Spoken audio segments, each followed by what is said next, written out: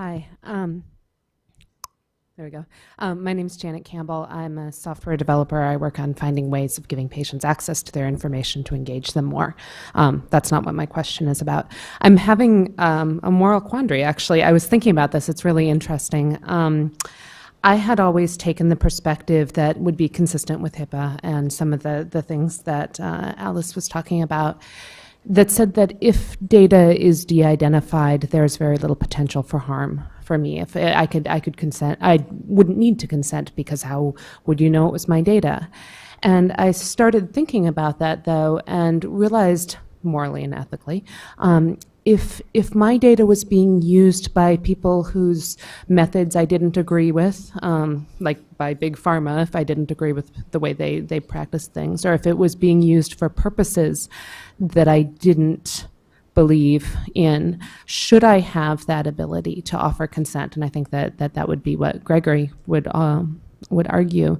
And I was wondering if maybe if Nancy or anyone, actually, the two panels before, could sort of speak to that trade-off in sort of my moral obligation, or the moral obligation to me to be able to consent to that, versus the practicality and definitely the self-selection bias that you talked about there as well.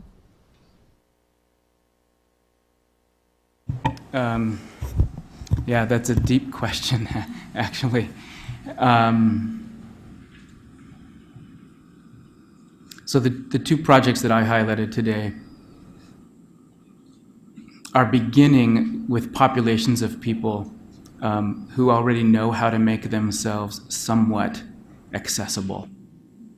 And fortunately for the world, those mechanisms are becoming much more widespread very, very rapidly. But in the pioneering phases of this project, the fact that the first people to engage with are people who are already relatively comfortable using the internet in some form,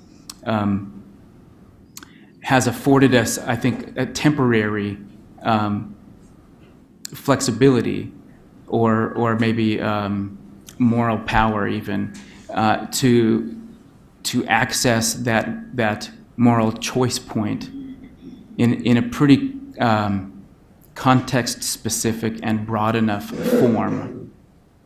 And I think that we don't know yet how that will be operationalized as the next group of people, as we engage with the next group of people and we let them engage with us and we let them change us and our expectations and our governance. And so because of that, because of some of that uncertainty about how do we do that, making that moral choice making accessible enough to each participant, we have emphasized some ethics team kinds of gatherings way up front of the actual operationalizing of the consent process. So, for example, Reg for All has convened an ethics team, not an IRB. This is pre-IRB kind of things, but an ethics team that is part of the foundational set of teams running the program to help us think way in advance of when those things need to happen. So I hope that wasn't a cop-out answer, but that's how we're thinking about it so far. I think that's helpful, and I think what you're alluding to in terms of participatory governance models, moving forward we've talked a lot about trust and groups that are sort of standing trusted bodies, possibly as a trade-off against sort of one-on-one consent processes as things have worked in the past. Let's go to Matt, and then we'll go over here. Matt Winniett from the American Medical Association. So I want to continue on this same theme, because one of the things that Holly mentioned towards the end was really intriguing to me. There were a couple of reasons why it was challenging or maybe even inappropriate to rely on physicians asking patients to enroll. You mentioned a couple of sort of pragmatic things. You only get sick people if you ask doctors to be in charge of enrollment. The concerns we usually have about asking doctors to be in charge of enrollment are that you get implicit pressure on the patient to enroll because the patient wants to please the doctor often. And that there's a therapeutic misconception risk, that the patient may believe that enrollment holds direct therapeutic benefit to them, because after all, everything else the doctor offers is supposed to offer direct therapeutic benefit. So it gets all the way back to what Nancy started with, the distinction between clinical care and research. And when you start asking doctors to enroll their patients in clinical trials, you worry a good deal about therapeutic misconception and the pressure that could come to bear. But this, in this instance, I think one could make an argument that, in fact, maybe it's not morally obligatory for patients to be enrolled in this, but it's certainly morally praiseworthy. It's a good thing for them to do, and their doctor may actually feel that. And this gets to a sort of, I guess maybe the same thing the prior questioner was asking about is, to what extent should we use moral suasion or even notions of shame and communitarianism to encourage people to be parts of these shared communities? And it's not quite as simple as just opt in or opt out. I think there is a sense in which some folks are asking us, and I'm going to try and be agnostic here, are asking us to use a bit of moral suasion to get people enrolled and to get people involved and to share their data. And there are some, I was involved in a project a few years ago with the Hastings Center looking at ethics and quality improvement and what kinds of review should quality improvement projects undergo since they don't have an IRB. And there were a fair number of people around the table who really strongly believed that when you come to a healthcare setting, you are, in effect, taking part in an enterprise where you get benefit from all those other people who allowed their data to be used for quality improvement over the years. And as a result, you had an obligation to allow your data also to be used, that there was an implicit agreement. Now, granted, that's an implicit agreement you can't walk out of, right? Because, in many instances with QI, you actually can't segregate those people who data are being used and those who aren't. So there are a lot of practical issues there. But I guess I want to ask the moral question about using shame, guilt, or altruism explicitly as a way to engage people in research enterprise.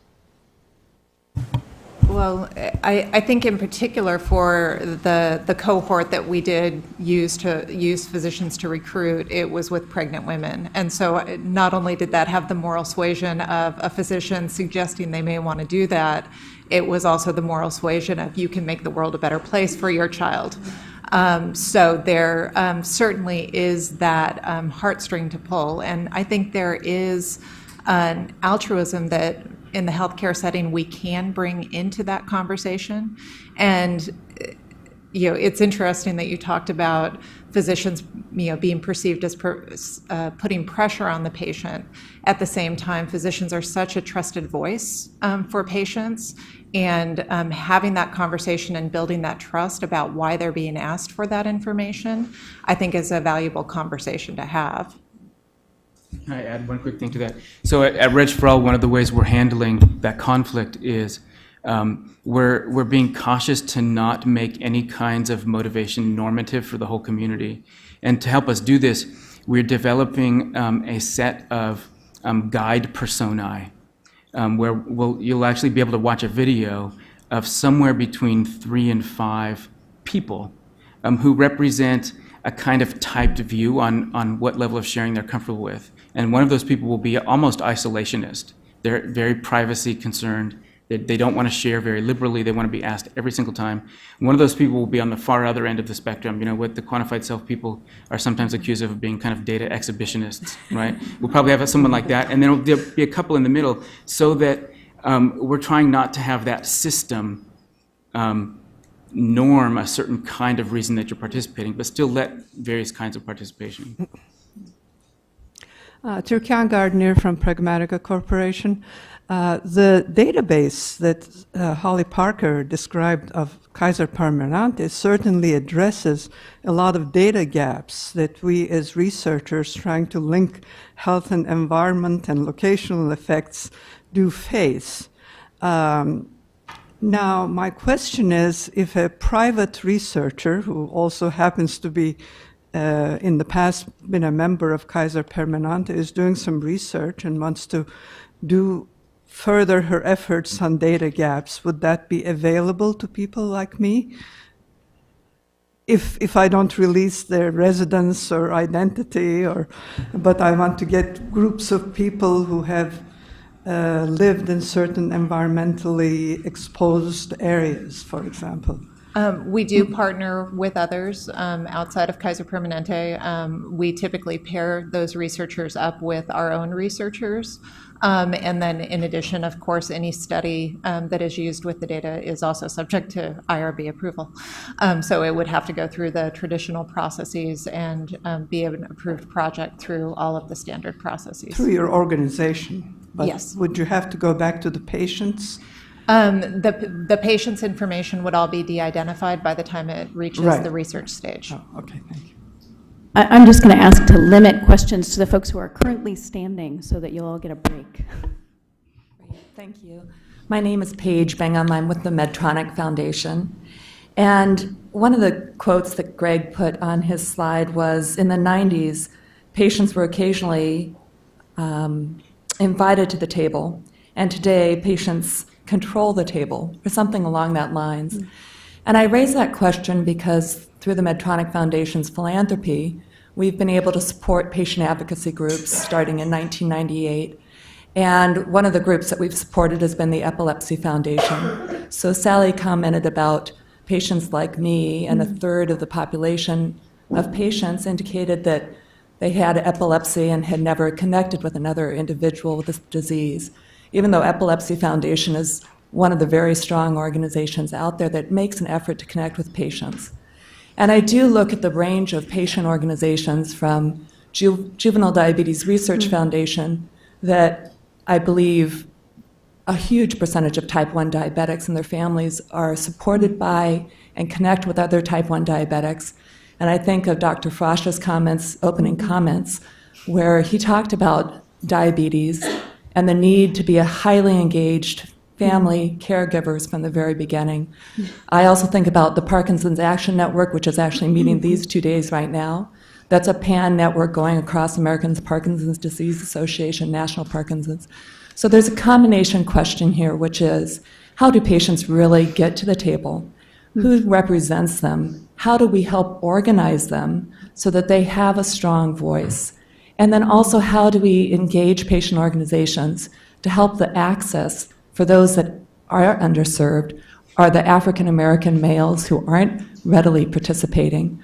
I look at the Parkinson's UK model, where they actually are actively engaged with NHS and providing clinical nurses at the regional centers.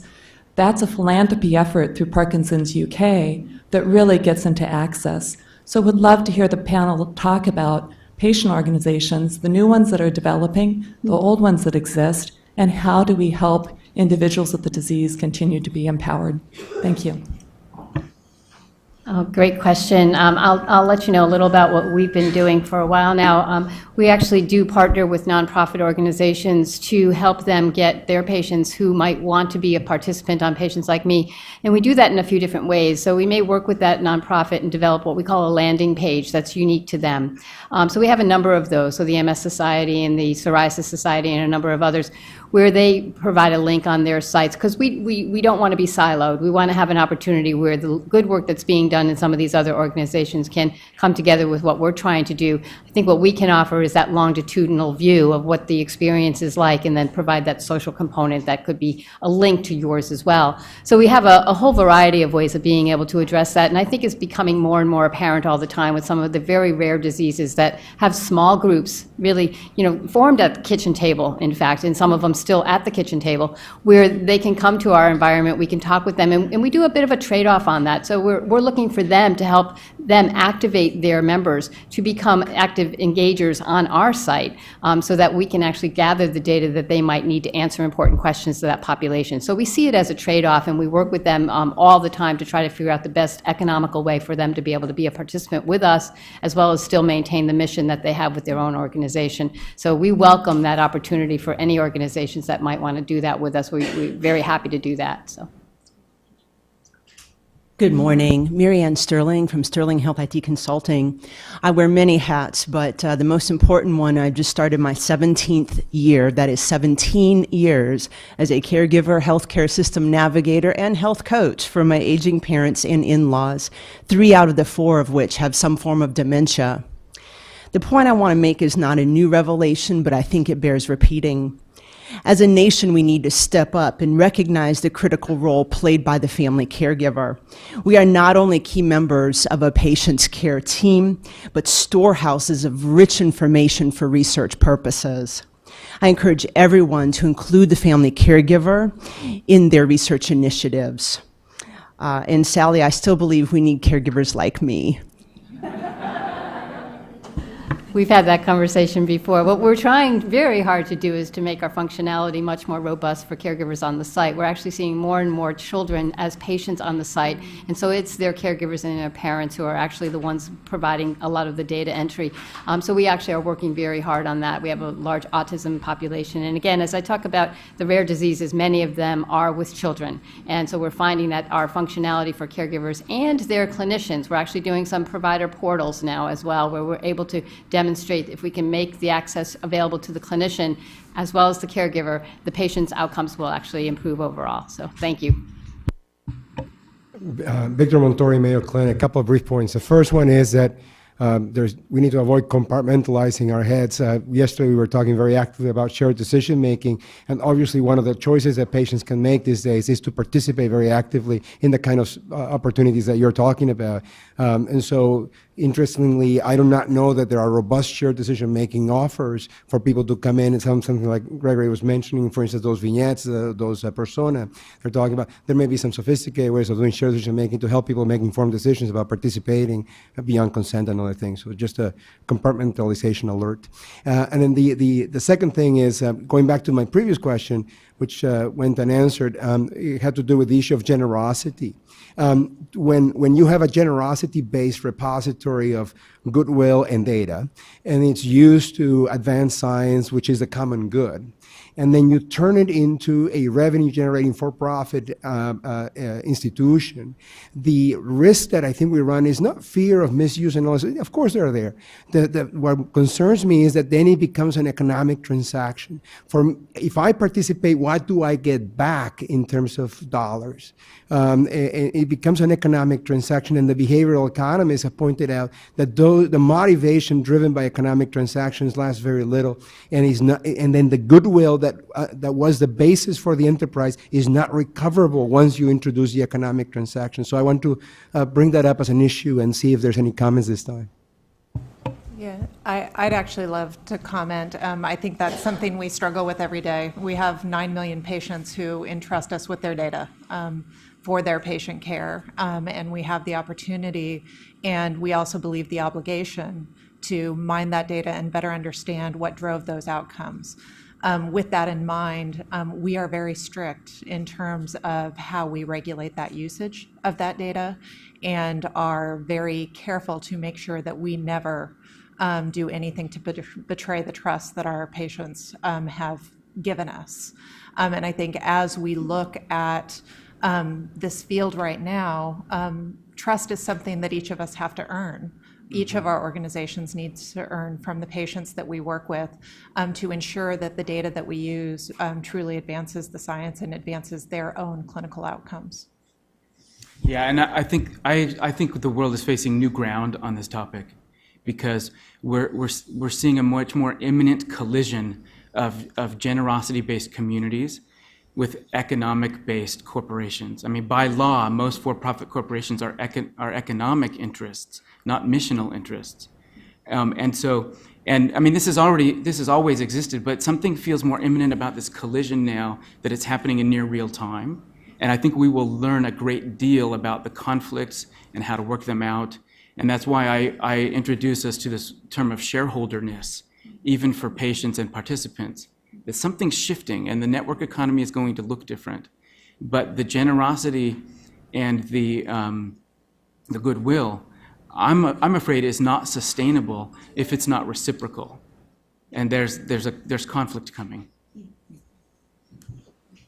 I just wanted to make one comment on that, and I agree completely. I think it's important, as a for-profit company, it's important for us to have those core values. They drive what we do and how we make decisions, and I think that there is a tension that is starting to collide, and it's sort of, we're accustomed to having research done in what are typically considered, nonprofit and nonprofit-making organizations, but where innovation really lies are within areas where people can invest money into something to try to make a difference within the usual paradigm and come out with something that could be quite different, but that actually is going to have an impact that will be for the betterment of the rest of us. So I think it's important, and we've talked about this so much, and I feel very committed to it, and I know my company is as well, to this concept of trust and building it. And then once you have it, you had better protect it. You had better take care of it. So if we're not free and open with what we're doing with the data that we are collecting and letting patients know how that's being used and giving it back to them in a way that they can make useful in things that matter to them, then we will fail to get that trust. And we shouldn't then be allowed to continue and be able to collect that data. So there definitely is a tension. It's shifting. I feel it every day, but I feel like there's an opportunity for new innovation when we allow investment in new ideas. And so I think that it would be important to have that on the table. Thanks. Thank you all very much. One last closing thought would be, I struggle sometimes with the problem being defined as a lack of trust. I think there is a problem of trustworthiness that we need to be thoughtful about. And I'm really appreciative of everyone that's spoken on the panel this morning. I think these are folks who have a handle on how to get at some of these issues. And now you're off to your breaks. Thank you very much to everyone on this panel and to our earlier panel. And thanks for your attention. More coffee.